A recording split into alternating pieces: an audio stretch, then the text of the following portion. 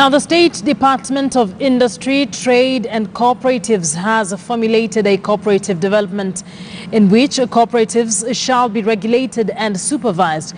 Cooperatives will be expected to promote good governance practices that will ensure their sustainable growth and development. Brenda Kerubo spoke to Ali Nur Ismail, the cooperative's PS. Let's take a look at that interview. In terms of the structure, the policy proposes that the national government is largely responsible for policy and legislation. It is also responsible for issues of governance in terms of making sure that there's proper regulation. It's looking at standardization. It is responsible for registration of cooperatives.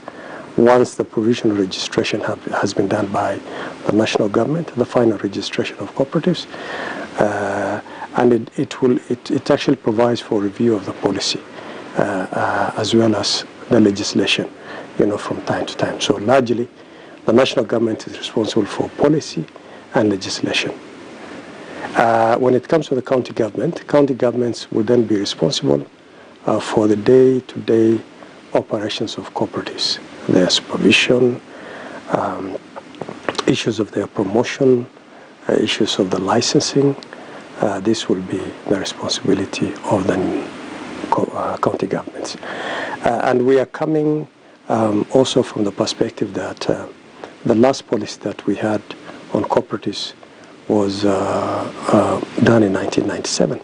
But since the promulgation of the Constitution of Kenya in 2010, there hasn't been a proper policy that guided the sector, which takes stock of the devolved structure of government, or the two levels of government. So this policy really is realigning the cooperative sector with the devolved structure of government, both at the national level and at the county level. And it specifies clearly the respective roles of each levels of government. What can you tell Kenyans who are watching in relation to SACCOs? Are they safe, and will this policy ensure that safety is one of the measures? First of all, I would like to assure the Kenyan people that the cooperative brand, which has been in this country since 1965, and which is also universal as part of the International Cooperative Alliance, is a time-tested model that is based on the 7 cooperative principles, the key one of which is democratic member control and member participation. It is true that a few cooperatives have had a challenge, but I want to tell Kenyans that the model is still vibrant, the model continues to be successful, and the ministry, through the State Department for Cooperatives, is tackling the few cooperatives where issues of governance have arisen. And as a matter of fact, this is what the policy seeks to do, among other things, because the policy proposes new structure for the cooperative movement, a 3-tier level.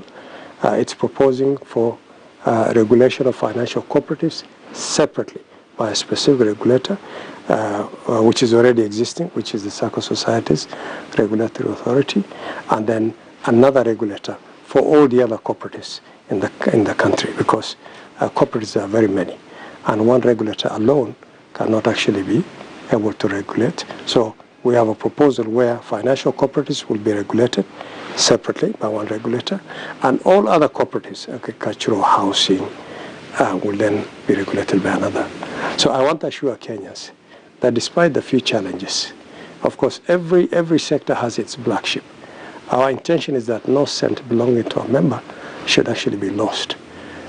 Yeah. Talking about leaders and cooperatives leaders, are there measures in the policies that will ensure that they do not behave badly, especially for the ones that have been behaving badly over the last couple of months? The existing regulatory regime, if I take the example of SACCOs, for example, in the case of SASRA, already has certain measures in law where officials of cooperatives who have actually done malpractices are actually dealt with, such as barring them from office, and even in the Cooperative Societies Act, there are provisions where officials, if they have done things that are inconsistent with the cooperative principles, are removed. But under the MOU that we signed with the EACC recently in the month of March, we want to use that MOU with the EACC to actually tackle governance issues, because the mere removal of a person from an office is not enough. What if there are criminal malpractices or criminal liability? And that is where we want to tap into the experience of EACC, and through that MOU with other similar institutions, to be able to make sure that if officials have done things that are fraudulent in nature, they actually face the full force of the law. But in the policy, we're also proposing term limits for the leaders of the movement, so that leaders are not just there in perpetuity. And we have proposed term limits of 2 terms, after which then a leader will have to exit and cannot thereafter seek re-election until a full term has lapsed. The policy also proposes SACCOs to be, or cooperatives rather, to be incorporated in the national payment system. Talk to me about this proposal. Right now, in the banking system, as you know that in this country, financial transactions are done largely through banks, which are part of the national payment system. And so you have the RTGS, you have the SWIFT. These are things that actually make payment of money across the country and beyond the country relatively easy. But cooperatives are not part of the national payment system. If I can give you an example, if you have, say, somebody who is a staff of the UN SACCO, whose members are staff who work across the globe, if they have to send money, if they have to remit money to their SACCO, they have to do it through that bank in that country, and then thereafter that bank then has to send it to a local bank here. And that is a bit costly and a bit time consuming. But if cooperatives are part of the national payment system, of which banks are, then settlement of financial obligations or payments is a lot more easier.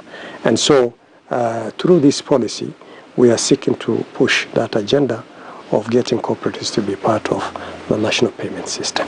So you're in discussion with the Central Bank of Kenya? The details will be worked because this is merely an intentional proposal. We're in engagement with the Central Bank of Kenya and of course the National Treasury. And once that has been, it will just be like the way banks are. And the details, of course, would be worked out. Yes. Because at the moment, how different is it? How do SACCOs operate at the moment? How do they do payments? SACCOs normally, they pay through among themselves and through financial institutions largely. But the national payment system, you know, the RTGS, the real-time gross payment, these are things that banks actually are able to access. But cooperatives are not part of the national payment system. Yeah. So that has made payment of these financial obligations and their settlement relatively costly for cooperatives. Another area that I want to speak to is the lack of the central depository system, which although it's not strictly part of the policy, but we're also pushing.